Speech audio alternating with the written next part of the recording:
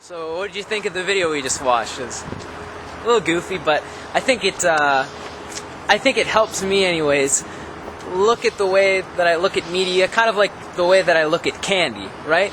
Like I know that there's not a chance that I can separate how good candy tastes from the effect that it has on my teeth, right? I'm not going to eat it because it's bad for me. I'm just going to eat it for the taste. And for media, whether it's movies or magazines or music or anything like that, I think it's important to remember that the content of the media we can't separate from the effect that it has on us, right? Like, I mean, I've heard people say that, this movie that I like, it's got a lot of really bad parts, but it has some really funny parts. So I watch it for the funny parts. Or saying they're listening to certain kinds of music, and they're saying I just listen to it for the music, but not for the lyrics. But unfortunately, we can't do that. We can't separate it like that. And the kind of media that we listen to, that we take into ourselves, it does have an impact on us, whether we like it or not. Now, just like candy, I wouldn't say that you can never eat candy. I would just say that you have to be smart about how much you're eating, right? You can't just only eat candy or else it will completely affect you. Same with media. If you're only sucking in media all the time, then it's going to impact you in a negative way. And so we have to be smart, right? This entire series, that's what we've been asking questions. What kind of media should we take into our hearts and our minds, and being very smart about it? And here's a quick recap of each of the letters in our heart's acrostic. The letter H asks the question, is this handpicked for God's glory? The letter E asks the question, even if Jesus was choosing. The letter A asked, approved of before the judgment seat of Christ. The letter R asked, really right, but looks wrong to others. The letter T asked, tangling me up in any kind of addiction or bondage. And today, the last question we're going to ask is kind of almost a summary question. And it asks the question, seems 100% okay to me. And where we get that from the book of Romans. Let me just read this to you real quick.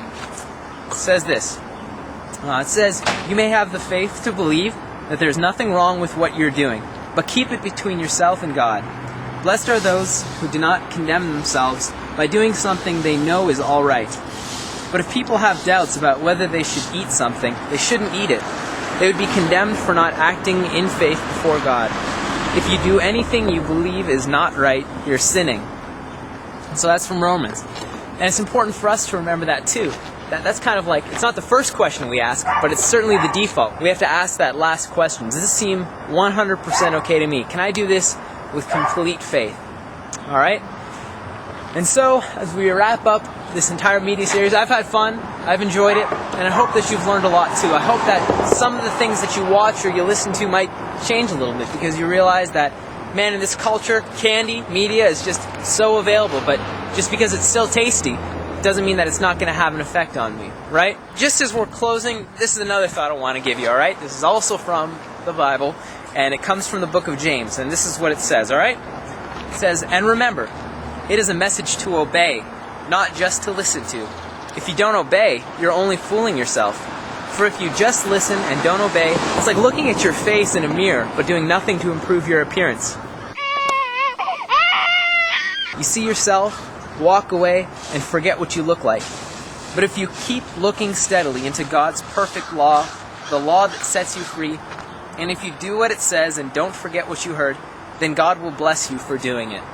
Okay? So that's what we want to do. We don't want to just hear the message, kind of shake our heads, and just keep on living like we always have, all right? So I hope that as we listen to God's Word, as we ask the questions in the heart's acrostic, that the media intake that we have will actually change, and that we'll do it all for God's glory. So, as you may realize, as soon as you leave this place, you're going to be back in a society that is absolutely saturated with the mass media. You're going to have magazines and music and movies and TV just screaming for you to watch at them. And I hope that after this series, you're going to be able to make some wiser decisions.